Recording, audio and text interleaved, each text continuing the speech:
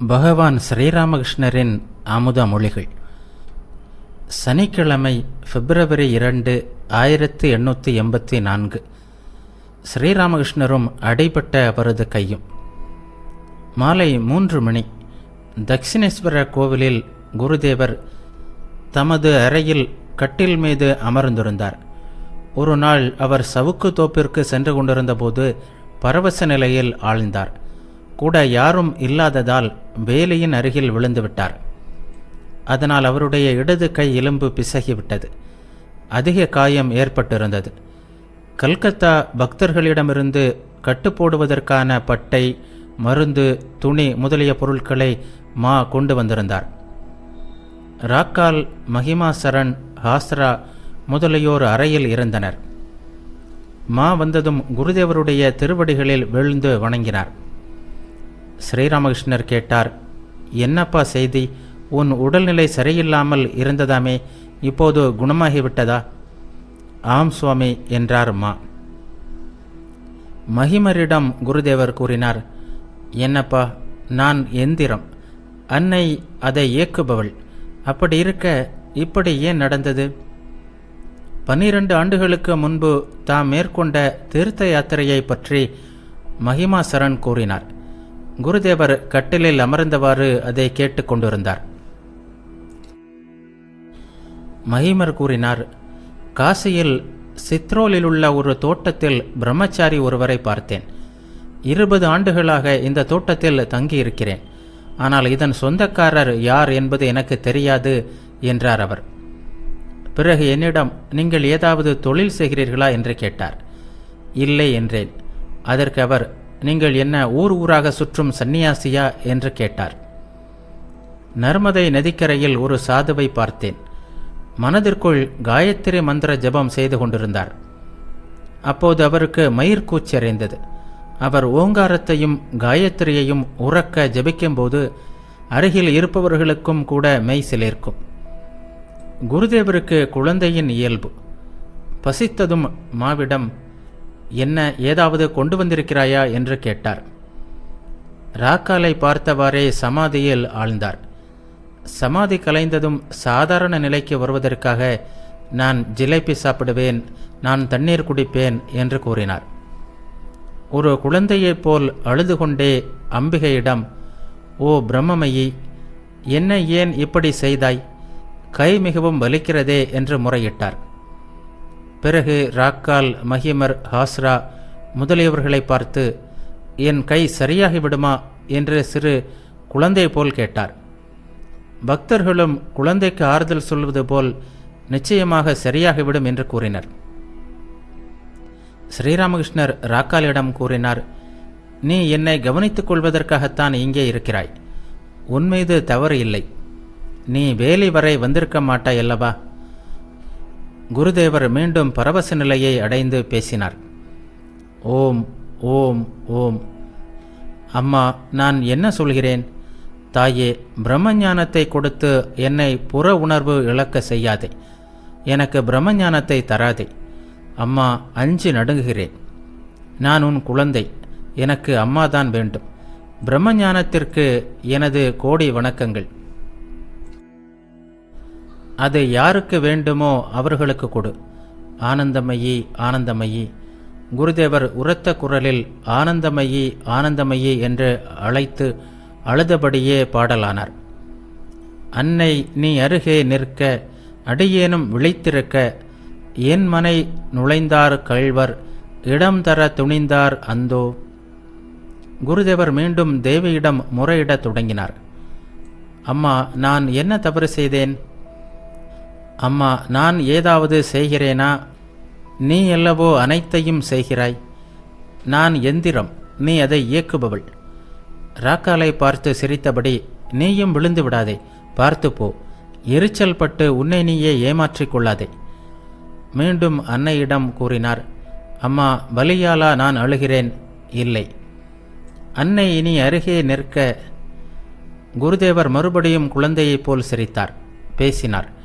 உடல் நலமில்லாத சிறிய குழந்தை எப்படி சிரிப்பும் அழுகையுமாக இருக்குமோ அப்படி இருந்தது அவரது நிலை. மகிமர் முதலான பக்தர்களிடம் பேசத் தொடங்கினார். இதோ பாருங்கள், சச்சிதானந்தத்தை அடையாவிட்டால் எல்லாம் வீண். விவேக வைராக்கியத்தைப் போல் எதுவும் இல்லை. உலகியல் மனிதனின் பக்தி கண நேரத்திற்கே. பழுக்க காய்ந்த இரும்பு சட்டையில் நீர்த்துளி எவ்வளவு நேரம் தங்கும்? அதுபோல்தான் ஒரு பூவை கண்டால் போதும், ஆகா, இறைவனது படைப்பின் மகிமைதான் என்ன என்று வியந்து நிற்பானவன். மன இயக்கம் வேண்டும். தன் பங்கு சொத்திற்காக மகன் அமளி செய்தால் பெற்றோர் கலந்து பேசி உரிய காலத்திற்கு முன்பே அவனுக்கு சொத்தை கொடுத்து விடுகிறார்கள். மன ஏக்கத்துடன் பிரார்த்தனை செய்தால் கடவுள் கட்டாயம் கேட்பார். அவர் எப்போது நம்மை படைத்தாரோ அப்போதே அவரது வீட்டில் நமக்கு பங்கு உண்டு. அவர் நமது சொந்த தந்தை, சொந்த தாய். என் முன்னே வா, இல்லாவிட்டால் கழுத்தில் கத்தியை வைத்து விடுவேன் என்று அவரிடம் நமது உரிமையை வற்புறுத்தலாம். அன்னையிடம் எப்படி பிரார்த்திக்க வேண்டும் என்பதை குருதேவர் கற்றுத்தருகிறார். நான் சில வேளைகளில், அம்மா ஆனந்தமயி, நீ காட்சி தந்துதான் ஆக வேண்டும் என்று வற்புறுத்துவேன். சில வேளைகளில், ஓ எளியவனின் நண்பனே, உலகநாதனே, நான் உலகிற்கு வெளியில் உள்ளவன் அல்லவே, என்னிடம் ஞானமில்லை, சாதனைகள் ஏதும் நான் செய்யவில்லை, என்னிடம் பக்தி இல்லை, எனக்கு ஒன்றுமே தெரியாது, அருள் கூர்ந்து உன்னை எனக்கு காட்டுவாய் என்று பிரார்த்திப்பேன். குருதேவர் இறைவனை எவ்வாறு அழைக்க வேண்டும் என்பதை கருணை பொங்கும் குரலில் பக்தர்களுக்கு விளக்கினார். அவருடைய கருணைமயமான குரலை கேட்டு பக்தர்களின் இதயம் இளகியது. மகிமாச்சரனின் கண்களில் கண்ணீர் வழிந்தது. மகிமரை பார்த்து குருதேவர் பாடினார். மனமே, தாயை மெய்யாக வருந்தி அழைத்தால் வராமல் தனியே உன்னை விடுவாளோ? சிவப்பூரிலிருந்து பல பக்தர்கள் வந்திருந்தனர். அவர்கள் நீண்ட தொலைவிலிருந்து சிரமப்பட்டு வந்திருந்ததால் குருதேவர் மௌனமாக இருக்காமல் சாரமானதும் இரகசியமானதுமான சில விஷயங்களை அவர்களிடம் பேசலானார். இறைவன் மட்டுமே உண்மை, மற்ற எல்லாம் நிலையற்றவை.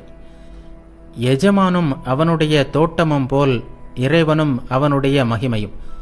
மக்கள் தோட்டத்தை பார்க்கிறார்களே தவிர எஜமானை எத்தனை பேர் தேடுகிறார்கள்? ஒரு பக்தர் கேட்டார், சுவாமி, வழி என்ன? ஸ்ரீராமகிருஷ்ணர் கூறினார், உண்மை எது, உண்மையற்றது எது என்ற ஆராய்ச்சி.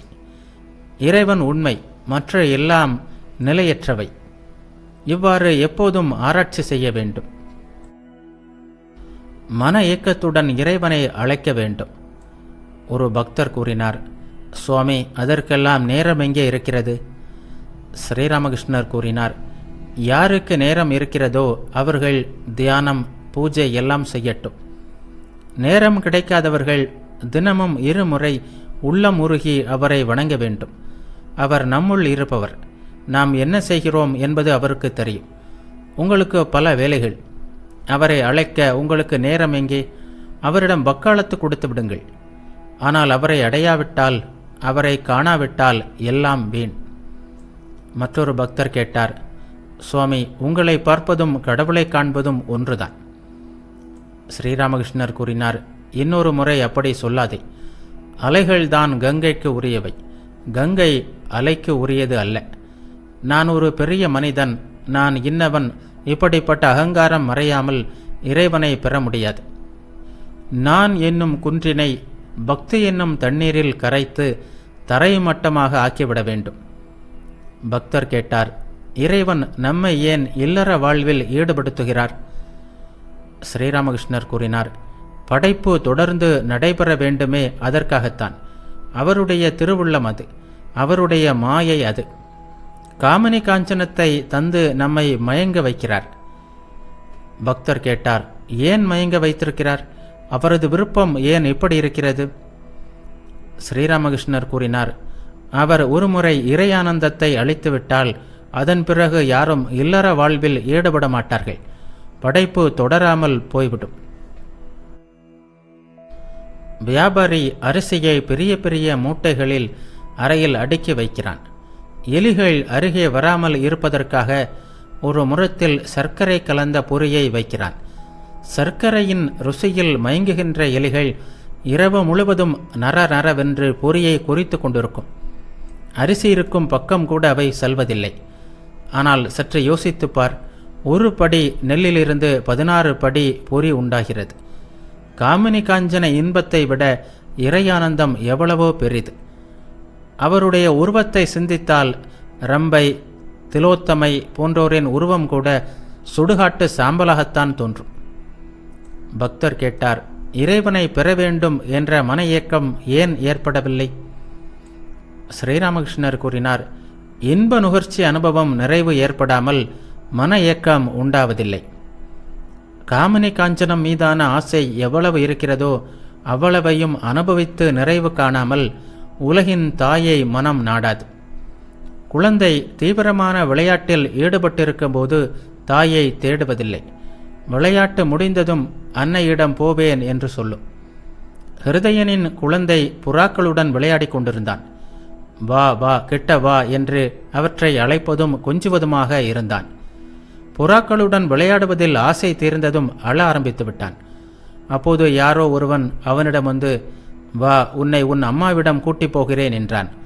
உடனே அவன் தோளில் பயமே இல்லாமல் சென்றான். நித்திய சித்தர்கள் குடும்ப வாழ்வில் சிக்க வேண்டியதில்லை. இன்ப நுகர்ச்சி நாட்டம் என்பது பிறப்பிலிருந்தே அவர்களிடம் இல்லை. மாலை 5 மணி. குருதேவரின் கைக்கு கட்டு போடுவதற்காக டாக்டர் மதுசூதனன் வந்தார். குருதேவர் குழந்தையைப் போல் சிரித்து கொண்டே டாக்டரிடம், இந்த உலகத்திற்கும் அந்த உலகத்திற்கும் மதுசூதனன் என்றார். டாக்டர் மது சிரித்தபடியே, பெயரின் சுமைதான் அப்படி பெரிதாக உள்ளது. ஸ்ரீராமகிருஷ்ணர் சிரித்தபடியே, ஏன், பெயர் என்ன அவ்வளவு சாதாரணமானதா? இறைவனும் அவரது திருநாமமும் வேறல்ல. கிருஷ்ணனின் எடைக்கு ஈடாக சத்தியபாமா தராசில் பொன், மணி, மாணிக்கம் இவைகளையெல்லாம் வைத்தும் ஈடாகவில்லை. ருக்குமணியோ கிருஷ்ணனுடைய பெயரை ஒரு துளசி இலையில் எழுதி தராசு தட்டில் வைத்தாள். எடை சரியாகிவிட்டது. குருதேவரின் கைகளுக்கு கட்டு போடுவதற்காக தரையில் படுக்கை விரிக்கப்பட்டது. குருதேவர் சிரித்தவாறே வந்து அதில் படுத்துக்கொண்டு ராகத்தோடு பாடினார். ராதையின் பிரேமை நிலைகளிலே கடைசி நிலை இதுவன்றோ? இது என்ன பிருந்தா கூறுகிறாள்? இனி என்ன நடக்க இருக்கிறதோ? பக்தர்கள் அவரை சுற்றி அமர்ந்தனர். குருதேவர் மீண்டும் பாடினார். தோழியராம் கோபியர் எல்லோரும் ஏரிக்கரை தனிலே கூடி கழித்தனர். குருதேவர் சிரித்தார். பக்தர்களும் சிரித்தனர். கட்டு போட்டு முடிந்ததும் குருதேவர் கூறினார், எனக்கு கல்கத்தா டாக்டர்களிடம் அவ்வளவு பெரிய நம்பிக்கை இல்லை. ஒருமுறை சம்புவிற்கு ஜுரம் கண்டு தீவிரமாகியது. ஜன்னி வந்து உளரத் தொடங்கிவிட்டார். டாக்டர் சர்வாதிகாரியோ, ஓ, அது ஒன்றுமில்லை, மருந்தின் காரணமாக சிறு மயக்கம், அவ்வளவுதான் என்று சொன்னார். ஆனால் சிறிது நேரத்திற்கெல்லாம் சம்பு இறந்து போனார். காளி கோவிலில் மாலை ஆரத்தி நிறைவேற்றது. சற்று நேரம் கழிந்து அதர் கல்கத்தாவிலிருந்து வந்தார். தரையில் வீழ்ந்து குருதேவரை வணங்கினார். மகிமா சரண், ராக்கால், மா முதலியோர் அறையில் இருந்தனர். ஆஸ்ராவும் அறைக்குள் அடிக்கடி வந்து போய் கொண்டிருந்தார். அதர் கேட்டார், நீங்கள் எப்படி இருக்கிறீர்கள்? ஸ்ரீராமகிருஷ்ணர் அன்பு ததும்பும் குரலில் கூறினார், இதோ பார், கையில் அடிபட்டிருக்கிறது. சிரித்தவாறே, வேறென்ன சொல்வது? அதர் பக்தர்களுடன் கீழே உட்கார்ந்தார். குருதேவர் அதரிடம், நீ இந்த கையை சற்று தடவி கொடேன் என்றார். அதர் சிறிய கட்டிலின் மீது வடக்கு ஓரத்தில் உட்கார்ந்து கொண்டு குருதேவரின் சேவையில் ஈடுபட்டார். குருதேவர் மகிமருடன் பேசினார். பலன்கருதா பக்தி, இதை உன்னால் அடைய முடியுமானால் மிகவும் நல்லது. எம்பெருமானே, முக்தி, புகழ், பணம், நோய் குணமாதல் என்று எதுவும் எனக்கு வேண்டாம். எனக்கு வேண்டுவதெல்லாம் நீ மட்டுமே. இதுதான் பலன் கருதாத பக்தி. பணக்காரரிடம் பலர் பல்வேறு ஆசைகளுடன் வருகிறார்கள். ஆனால் யாராவது ஒருவர் எந்த சுய நோக்கமும் இல்லாமல் வெறும் அன்பு காரணமாக வந்தால் அவரிடம் அந்த பணக்காரனுக்கும் அன்பு தோன்றுகிறது. பிரகலாதனிடம் இருந்தது பலன் கருதா பக்தி. அவன் இறைவனிடம் ஆசை சிறிதும் இல்லாத தூய பக்தி கொண்டிருந்தான். மகிமாசரன் மௌனமாக இருந்தார். குருதேவர் தொடர்ந்து பேசினார். நல்லது, உனது மனநிலைக்கு ஏற்ப கூறுகிறேன், கேள். சொந்த இயல்பை சிந்திக்குமாறு வேதாந்த நெறி கூறுகிறது. ஆனால் நான் என்பதை துறக்காமல் இது நடக்காது. நான் ஒரு கம்பை போன்றது. கம்பை நீரில் வைத்தால் அது நீரை இரண்டாக பிரிப்பது போல் தோன்றும். இந்த நான் என்பதும் நான் வேறு நீ வேறு என்று பிரித்து காட்டுகிறது. சமாதி நிலையில் இந்த நான் மறைந்ததும் பிரம்மம் உணர்வில் உணரப்படுகிறது. குருதேவருக்கு பிரம்மஞானம் உள்ளதா? இருந்தால் அவர் நான் நான் என்று ஏன் சொல்கிறார் என்றெல்லாம் சில பக்தர்களின் மனதில் சந்தேகம் எழுந்தது. குருதேவர் தொடர்ந்து கூறினார், நான் மகிமா சக்கரவர்த்தி, நான் படித்தவன். இந்த நானை துறக்க வேண்டும். ஆனால் வித்தியை நான் இருப்பதில் குற்றம் இல்லை. மக்களுக்கு உபதேசிப்பதற்காக ஸ்ரீ சங்கரர் இந்த வித்தியை நானை வைத்திருந்தார். பெண்கள் விஷயத்தில் மிக எச்சரிக்கையாக இல்லாவிட்டால் பிரம்மஞானம் கிடைக்காது. அதனால்தான் குடும்ப வாழ்வில் இருந்து கொண்டு ஞானம் பெறுவது மிகவும் கடினம். எவ்வளவுதான் திறமைசாலியாக இருந்தாலும் கரி அறையில் இருந்தால் உடலில் கரை படியத்தான் செய்யும். இளம் பெண்ணின் தொடர்பு காமம் இல்லாதவனிடமும் காமத்தை உண்டாக்கிவிடுகிறது. ஆனால் ஞானம் பெற்றவன் தன் மனைவியுடன் எப்பொழுதாவது உடல் தொடர்பு கொள்வது தவறாகாது. வீரியம் வெளியாவது என்பது மலஜலம் வெளியாவது போன்றதுதான். மலஜலம் கழித்த பிறகு அதை பற்றி கவலைப்பட்டு கொண்டிருப்பதில்லை. ஏதோ சில சமயம் சிறிது பால்கோவா உண்பதில் தவறில்லை. மகிமர் சிரித்தார். இல்லறத்தான் விஷயத்தில் இது அவ்வளவு கெடுதலானது அல்ல. துறவிகளின் விஷயத்திலோ இது பெரும் குற்றம். துறவி பெண்ணின் படத்தை கூட பார்க்கக்கூடாது. துறவி பெண்ணிடம் தொடர்பு கொள்வது துப்பிய எச்சிலை மீண்டும் உண்பது போன்றது. அவன் பெண்களுடன் ஆற அமர பேசிக்கொண்டிருக்கக்கூடாது. பெரிய பக்தையாக புலன்களை வென்றவளாக இருந்தாலும் அவளிடம் துறவி பேச்சுவார்த்தை வைத்து கொள்ளக்கூடாது. காமினி காஞ்சனம் இரண்டையும் துறவி துறந்தாக வேண்டும். அவன் ஒரு பெண்ணின் படத்தை கூட பார்க்கக்கூடாது. அதுபோல் காஞ்சனம், அதாவது பொன்னையும் தொடக்கூடாது. பணம் அருகில் இருந்தாலே தீங்குதான். கணக்கு போடும் புத்தி, தீய சிந்தனை, பணச்செருக்கு, மனிதர்களிடம் கோபம் கொள்வது முதலான தீமைகள் எல்லாமே வந்து சேரும். சூரியனை பார்த்து கொண்டிருக்கிறோம். திடீரென்று கருமேகம் வந்து எல்லாவற்றையும் மறைத்து விடுகிறது. அதனால்தான் மார்வாரி ஒருவர் எனக்காக ஹிருதயனிடம் பணம் கொடுக்க விரும்பிய போது நான் கூடாது, பணம் உடன் இருந்தால் மேகம் வந்து சூழ்ந்துவிடும் என்று சொல்லிவிட்டேன். துறவிக்கு இவ்வளவு கடினமான நியதிகள் ஏன்? அவனுடைய நன்மைக்காக என்பது உண்மைதான். ஆனால் அது உலகிற்கு ஒரு படிப்பினைக்காகவும் தான். அவன் ஆசையற்றவனாக புலன்களை வென்றவனாக இருந்தாலும் மக்களுக்கு ஒரு படிப்பினைக்காக காமினி காஞ்சனத்தை துறக்க வேண்டியவனாகிறான். அவனது 100% துறவை கண்டால்தான் மக்களுக்கு நம்பிக்கை உண்டாகும். அவர்களும் காமினி காஞ்சனத்தை துறக்க முயல்வார்கள். இத்தகைய படிப்பினையை துறவி அளிக்காமல் வேறு யார் அளிக்க முடியும்? வெண்ணெயை கடைந்தெடுத்து அதை தண்ணீரில் வைக்கலாம். அதுபோல் இறைக்காட்சி பெற்ற பிறகு குடும்ப வாழ்க்கையில் இருக்கலாம். ஜனகர் பிரம்மஞானம் பெற்ற பிறகுதான் இல்லற வாழ்வில் ஈடுபட்டார்.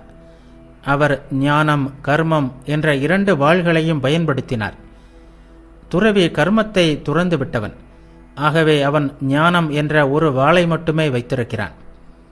ஜனகரை போல் ஞானம் பெற்ற இல்லறத்தானுக்கு மரத்தின் கீழே மேலே என்ற 2 இடங்களிலும் உள்ள பழங்களை உண்ணலாம்.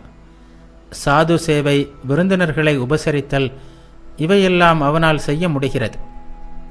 அம்மா, என்னை வரட்டு சந்நியாசியாக்கி விடாதே என்று நான் அன்னையிடம் வேண்டினேன். பிரம்மஞானம் பெற்ற பிறகு உணவை ஆலோசித்து உண்கின்ற நிலை கூட மறைந்து விடுகிறது. பிரம்மஞானத்திற்கு பிறகு உணவு பற்றிய ஆச்சாரங்கள் இருப்பதில்லை. பிரம்மஞானியாகிய ரிஷிகளுக்கு பிரம்மானந்தத்திற்கு பிறகு எதை வேண்டுமானாலும் உண்ண முடிந்தது, பன்றி மாமிசம் கூட. மகிமரிடம் கூறினார், பொதுவாக 2 வகை யோகங்கள் உள்ளன. ஒன்று கர்மயோகம், மற்றொன்று மனயோகம். அதாவது செயலின் மூலமாக யோகம், மனத்தின் மூலமாக யோகம். பிரம்மச்சரியம், கிரகஸ்தம், வானப்பிரஸ்தம், சந்நியாசம் இவற்றுள் முதல் 3 நிலைகளில் செயல் வேண்டியுள்ளது. சந்நியாசி தண்டம், கமண்டலம், பிக்ஷை பாத்திரம் இவற்றை வைத்துக் கொள்கிறான். நித்திய கர்மங்களையும் செய்கிறான்.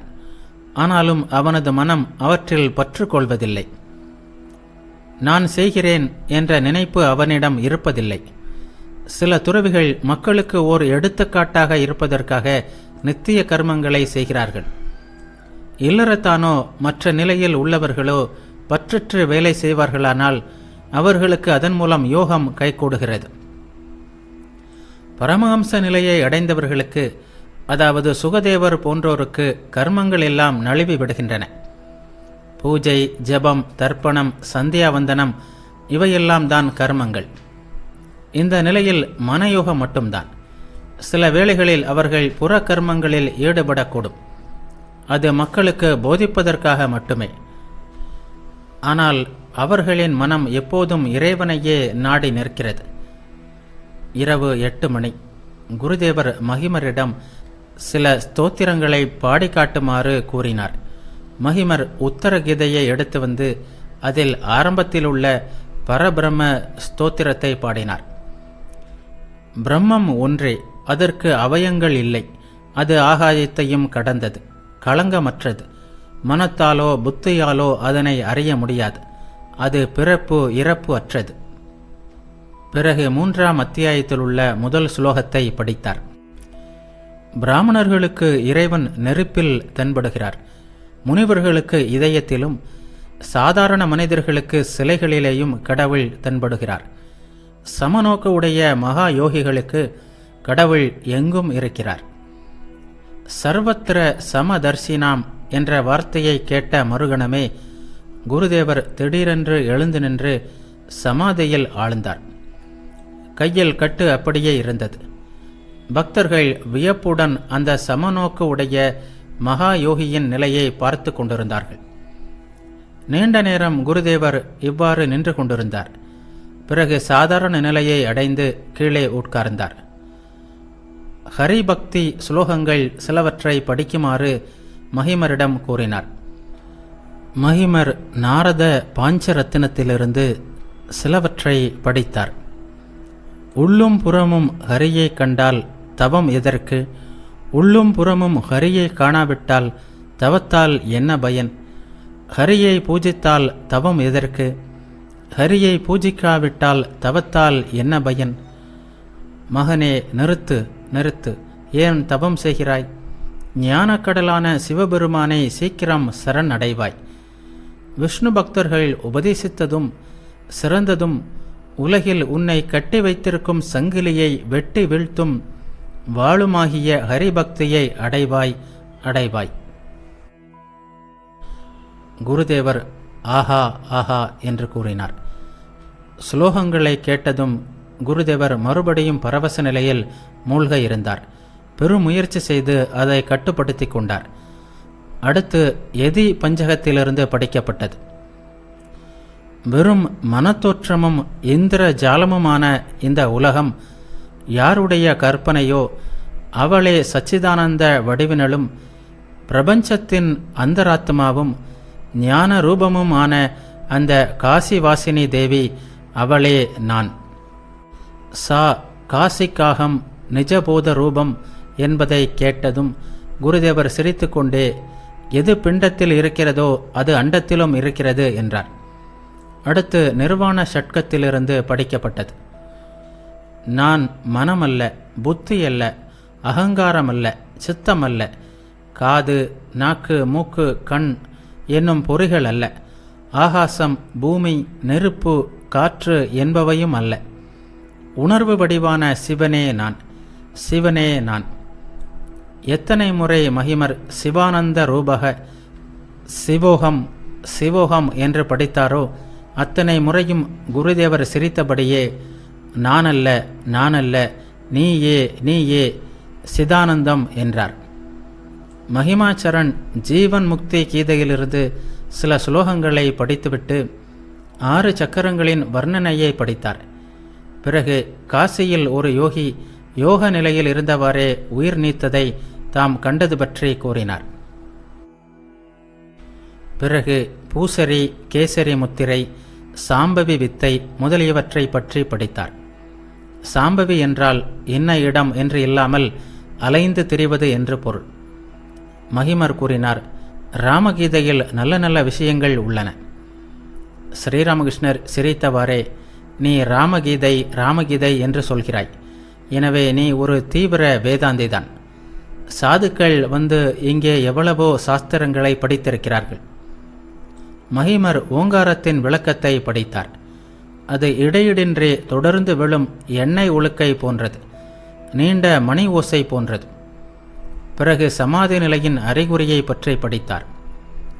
ஊர்துவ பூர்ணமதக, பூர்ணம், மத்திய பூர்ணம், யதாத்மகம், சர்வபூர்ணம் ச ஆத்மேதி, சமாதி ஸ்திதஸ்ய லக்ஷணம். சமாதியில் நிலைத்திருக்கும் ஒருவன் மேலும் கீழும் இடையிலும் எல்லா இடமும் ஆன்மா நிறைந்திருப்பதாக காண்கிறான். அதரும் மகிமரும் குருதேவரை வணங்கி விடைபெற்று சென்றனர்.